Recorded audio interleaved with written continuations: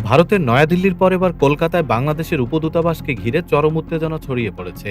মঙ্গলবার কলকাতার বেগবাগান এলাকায় অবস্থিত বাংলাদেশ উপদূতাবাসের সামনে উগ্র হিন্দুত্ববাদী সংগঠনগুলোর বিক্ষোভ সহিংস রূপ নেয়।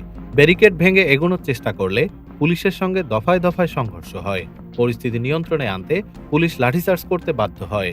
বিশ্ব হিন্দু পরিষদ, এবিভিপি, হিন্দু জাগরণ মঞ্চ সহ সংঘ পরিবারের একাধিক সংগঠনের ডাকে শত শত বিক্ষোভকারী জড়ো হন। বাংলাদেশের ময়মনসিংহে এক হিন্দু যুবকের মৃত্যুর ঘটনাকে কেন্দ্র করে তারা বাংলাদেশ বিরোধী স্লোগান দেয় এবং উপদূতাবাস অভিমুখে মিছিলের চেষ্টা চালায়। তবে পুলিশ আগেভাগেই ব্যারিকেড দিয়ে তাদের আটকে দেয়। ব্যারিকেড ভাঙার চেষ্টা করলে বেগবাগান কার্যত রণক্ষেত্রে পরিণত হয়। পুলিশের লাঠিচার্জে বেশ কয়েকজন বিক্ষোভকারী আহত হন। অনেককে টেনে হিঁচড়ে প্রিজন ভ্যানে তোলা হয়। উত্তেজনার খবর পেয়ে ঘটনাস্থলে পৌঁছান বিজেপির স্থানীয় নেতারাও।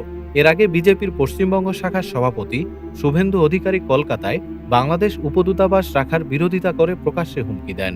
একই সময়ে দিল্লিতেও বাংলাদেশের হাইকমিশনের সামনে বিক্ষোভ ও হামলার ঘটনা ঘটেছে।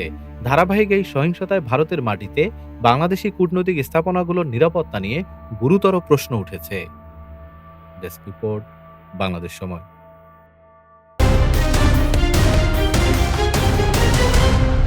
বাংলাদেশ সময়, সবার আগে দেশ।